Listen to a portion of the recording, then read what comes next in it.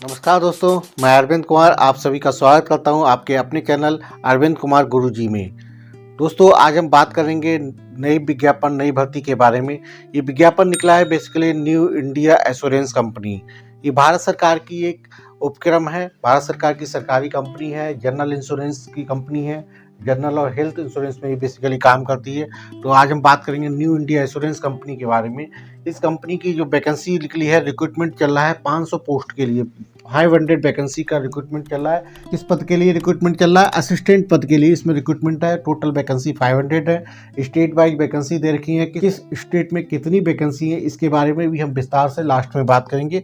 ठीक है, सबसे पहले हम इसके की पॉइंट देख लेते हैं। तो इसका ऑनलाइन रजिस्ट्रेशन शुरू हो चुका है। कब से शुरू हुआ है? 17 दिसंबर 2024 से इसका ऑनलाइन फॉर्म भरे जाने शुरू हो चुके हैं। लास्ट डेट की बात करें तो 1 जनवरी 2025 तक इसकी लास्ट डेट है। फॉर्म सिर्फ केवल ऑनलाइन मोड में ही है, यानी ऑफलाइन मोड में एप्लीकेशन नहीं भरे जाएंगे, केवल ऑनलाइन मोड से ही आवेदन किए जाएंगे।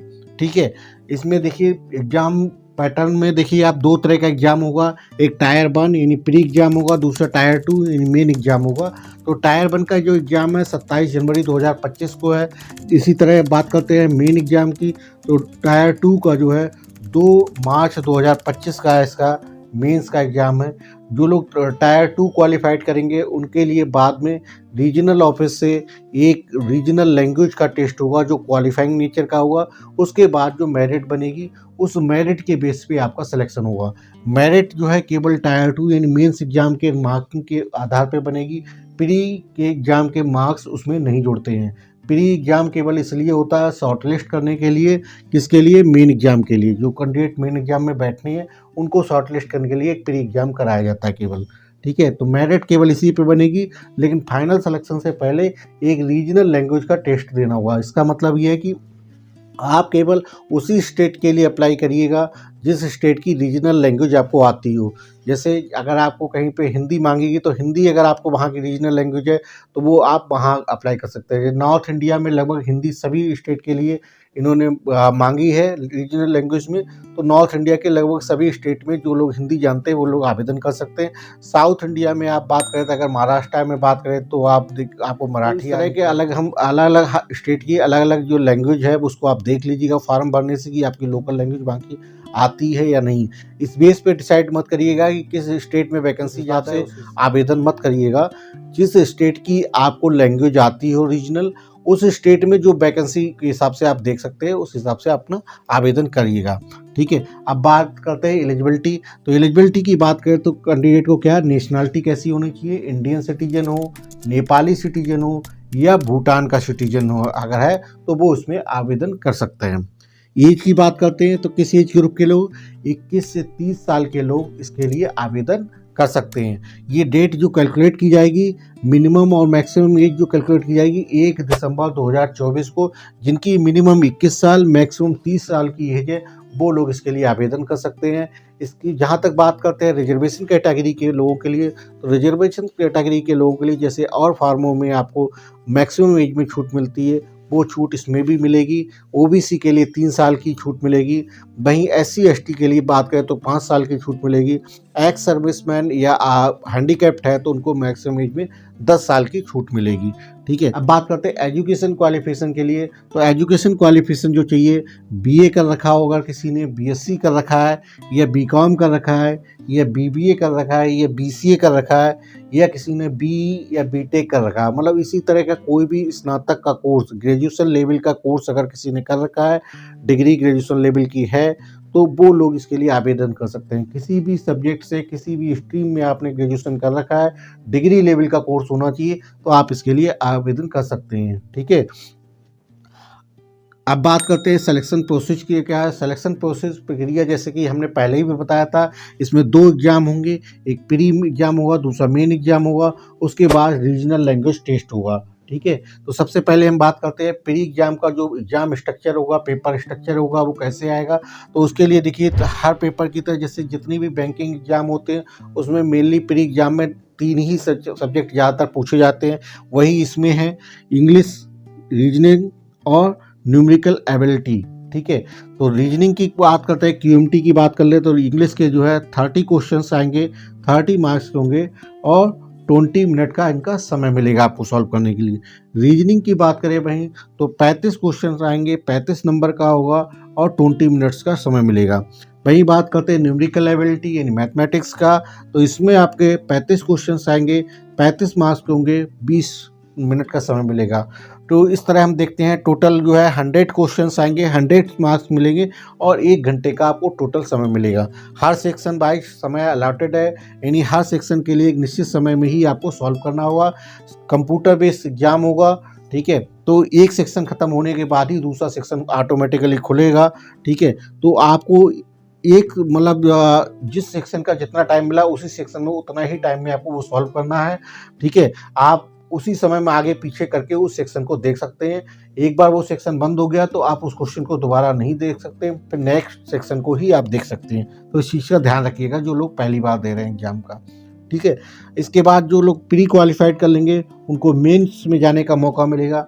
मेंस का जो पेपर स्ट्रक्चर है यानी एग्जाम स्ट्रक्चर हुए उसका लिए बात करते हैं। तो देखिए 5 सब्जेक्ट सब पूछे जाएंगे। पहला इंग्लिश, दूसरा रीजनिंग, तीसरा न्यूमेरिकल एबिलिटी, चौथा कंप्यूटर नॉलेज जुड़ जाएगा, पांचवा जो है जनरल अवेयरनेस यानी जीके या जीएस जिसे बोलते हैं वो चीज़ जुड़ जाएगी। अब इसके क्यूएमटी की बात कर लें, इंग्लिश 40 क्वेश्चन होंगे, 50 मार्क्स होंगे। टाइम जो मिलेगा इसके लिए 30 मिनट का समय मिलेगा, ठीक है। इंग्लिश के बाद हम बात करते हैं रीजनिंग की। रीजनिंग के लिए आपके लिए 40 क्वेश्चन आएंगे, 50 मार्क्स के होंगे और इसके लिए भी समय आपको 30 मिनट का मिलेगा, ठीक है। इसके बाद बात करते हैं न्यूमेरिकल एबिलिटी की। तो इसके लिए भी आपको 40 क्वेश्चंस आएंगे, 50 मार्क्स होंगे और 30 मिनट का समय मिलेगा। अब बात करते हैं कंप्यूटर नॉलेज की। तो कंप्यूटर नॉलेज के भी आपके 40 क्वेश्चंस आएंगे, 50 मार्क्स का होगा, 15 मिनट का समय मिलेगा। यहाँ पे ध्यान रखिए कंप्यूटर के लिए सिर्फ 15 मिनट का समय है आपके पास। इसके बाद करते हैं जनरल अवेयरनेस के लिए। तो जनरल अवेयरनेस के लिए भी 40 क्वेश्चन होंगे, 50 मार्क्स का होगा और टाइम मिलेगा 15 मिनट का, ठीक है। तो ऊपर के तीनों सेक्शन के लिए आपको आधे घंटे का समय मिलेगा, लास्ट के दोनों सेक्शन के लिए आपको 15-15 मिनट का समय मिलेगा। टोटल जो है 2 घंटे का ये पेपर होगा जिसमें आपको 200 क्वेश्चंस के आंसर देने होंगे। टोटल मार्क्स जो होंगे 250 नंबर का होगा, ठीक है। तो जो लोग मेंस क्वालिफाइड करेंगे, मेंस क्वालिफाइड होने के बाद आपको वहाँ जिस भी आपने स्टेट में अप्लाई किया है उस स्टेट का रीजनल ऑफिस आपको कॉल करेगा, डेट और टाइम बताएगा। उस डेट और टाइम पे आपको उस रीजनल ऑफिस में जाना होगा और वहाँ पे अपना लैंग्वेज टेस्ट यानी जो लैंग्वेज आपने बताई है कि हमें ये रीजनल लैंग्वेज आती है उस रीजनल लैंग्वेज का वहाँ पे टेस्ट होगा। और उसके बाद जो है वो केवल क्वालिफाइंग नेचर का होगा, उसका मेरिट में कोई इफेक्ट नहीं हो, केवल क्वालिफाई कर लिया इतना ही सफिशिएंट है। उसके बाद जो है मेंस के एग्ज़ाम की आधार पर मेरिट आपकी डिक्लेयर करी जाएगी। तो जो लोग मेंस के एग्ज़ाम के मेरिट डिक्लेयर हो जाएगी और जो जिसके ज़्यादा नंबर होंगे वही लोग शॉर्टलिस्ट और सेलेक्टेड हो जाएंगे, ठीक है। अब बात कर लेते हैं कि एग्ज़ाम सेंटर की। तो एग्ज़ाम सेंटर हर स्टेट के बड़े बड़े शहरों में लगभग सब जगह इसका एग्ज़ाम सेंटर है, ठीक है। मेन शहर में सब जगह इसके एग्ज़ाम सेंटर हैं। तो एग्ज़ाम सेंटर के लिए चिंता ना करिए, मतलब किसी भी स्टेट में अगर आप रहते होंगे तो 150-200 किलोमीटर की रेंज में आपको अपना एग्ज़ाम सेंटर मिल जाएगा ईजीली। अब बात करते हैं एप्लीकेशन फ़ीस कितनी है आवेदन करने के लिए। तो हम बात करेंगे तो SC ST PWD और एक्स सर्विसमैन के लिए जो फीस का है वो मात्र 100 रुपये रखी गई है। वही बात करते हैं अदर कैंडिडेट यानी जनरल कैंडिडेट है, कोई OBC का है या EWS कैटेगरी का कैंडिडेट है तो उसके लिए जो एग्ज़ाम फीस रखी गई है 850 रुपये रखी गई है, ठीक है। अब बात करते हैं कि कहाँ से अप्लाई करना है, आवेदन कहाँ पे करना है। तो आवेदन करने के लिए आपको इसकी कंपनी की वेबसाइट है www.newindia.co.in। ये वेबसाइट जब आप डालेंगे तो आपको वहाँ पे रिक्रूटमेंट से एक सेक्शन आएगा, उस रिक्रूटमेंट सेक्शन में अप्लाई ऑनलाइन के सेक्शन पे क्लिक करिएगा। आपको उस पूरे जो है आवेदन फॉर्म एप्लीकेशन फॉर्म ओपन होके आ जाएगा। वहाँ पे अपना जो है पहले मोबाइल नंबर, ईमेल आईडी, नाम डाल के अपना रजिस्ट्रेशन कर लीजिएगा। उसके बाद आपके पास एक आईडी और पासवर्ड बन जाएगा। उस आईडी और पासवर्ड से लॉगिन करके आप इसका आवेदन कर देंगे, ठीक है। फॉर्म भरते समय सावधानी जरूर बरतिएगा, खास तौर से जो भी आपको नाम है, पिता का नाम की स्पेलिंग, आपके खुद के नाम की स्पेलिंग, माता के नाम की स्पेलिंग, डेट ऑफ बर्थ, ठीक है। ये महत्वपूर्ण चीज़ें हैं जिनको जरूर ध्यान रखिएगा। ये आपकी हाई स्कूल की मार्कशीट में जिस तरह की जो भी स्पेलिंग लिखी है उसी आधार पे अपनी फॉर्म में लिखिएगा, क्योंकि जो भी चीज़ें टैली की जाएंगी। सबसे पहले हाई स्कूल की मार्कशीट के आधार पे ही आपके नाम की स्पेलिंग, पिता के नाम की स्पेलिंग और डेट ऑफ बर्थ ये जो है आपकी मैच की जाएगी, तो इसका विशेष ध्यान रखिएगा।